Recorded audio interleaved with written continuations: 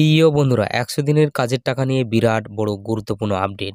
১০০ দিনের কাজের টাকা দিতে টাস্ক ফোর্স গঠন করল রাজ্য সরকার। আগামী ২৬শে ফেব্রুয়ারি থেকে ১০০ দিনের কাজের টাকা সরাসরি ২৪,৫০,০০০ উপভোক্তার ব্যাংকে ঢুকতে শুরু করবে।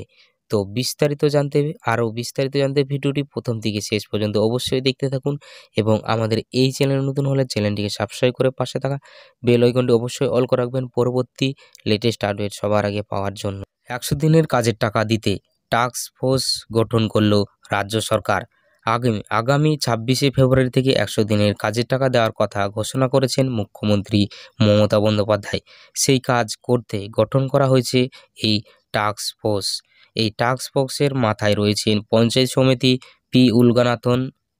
তার সঙ্গে ওই কমিটিতে রয়েছেন আরও ৩ জন আইএএস আধিকারিক। সরকারি সূত্রে খবর, মোট ৮ জন সরকারি আধিকারিক এই টাস্ক ফোর্সে কাজ করবেন।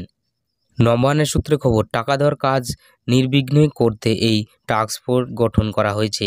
গ্রাম অঞ্চলের মোট ২৪,৫০,০০০ মানুষ এই টাকা পাবেন। ২১শে ফেব্রুয়ারি থেকে ১০০ দিনের কাজের জন্য ২১ লক্ষের শ্রমিককে টাকা দেওয়ার কথা ঘোষণা করেছিলেন মুখ্যমন্ত্রী। কিন্তু সরকারি সমীক্ষায় দেখা যায়, কেন্দ্রীয় সরকার অর্থ না দেওয়ায় টাকা পায়নি ২৪ লক্ষের বেশি শ্রমিক। বিধানসভার অধিবেশনে মুখ্যমন্ত্রী এই সংখ্যা বৃদ্ধির কথা জানিয়েছিলেন।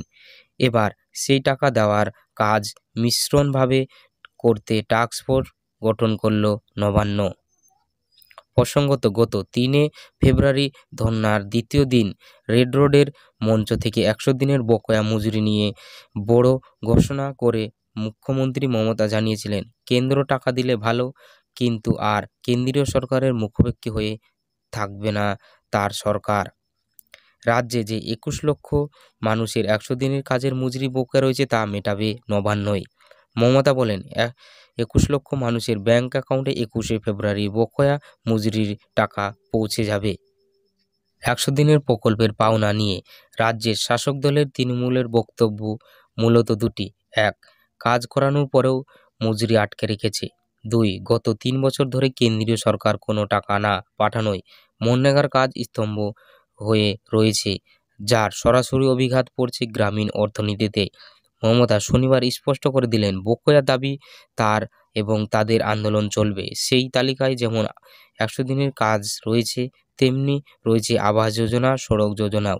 তিনি বলেছিলেন, এই লড়াই তো হবেই, লড়াই তো চলবেই, খেলা তো হবেই, তবে আপনাদের টাকা আমরাই দেব। ২১ লক্ষ মানুষের বকেয়া মজুরি ২১শে ফেব্রুয়ারি তাদের ব্যাংক অ্যাকাউন্টে আমরাই পাঠিয়ে দেব। সেই কাজ এবার শুরু করল নবান্ন। তো বন্ধুরা, আশা করি বিষয়টি বুঝতে পেরেছেন যে আগামী ২৬ তারিখে কিন্তু টাস্ক ফোর্স গঠন করেছে। আগামী ২৬ তারিখে কিন্তু সরাসরি ১০০ দিনের কাজের বকেয়া মজুরি সরাসরি তাদের উপভোক্তার অ্যাকাউন্টে পৌঁছে যাবে, এমনটাই কিন্তু জানিয়েছেন মুখ্যমন্ত্রী মমতা বন্দ্যোপাধ্যায়। তো বন্ধুরা, বিষয়টি বুঝতে পেরেছেন। ভিডিওটি ভালো লাগলে লাইক, কমেন্ট, শেয়ার, সাবস্ক্রাইব করতে অবশ্যই ভুলবেন না এবং পাশে থাকা বেল আইকনটি অবশ্যই অল করে রাখবেন পরবর্তী লেটেস্ট আপডেট দেখার জন্য। তো বন্ধুরা, ভিডিওটি সম্পূর্ণ দেখার জন্য আপনাদেরকে অসংখ্য ধন্যবাদ।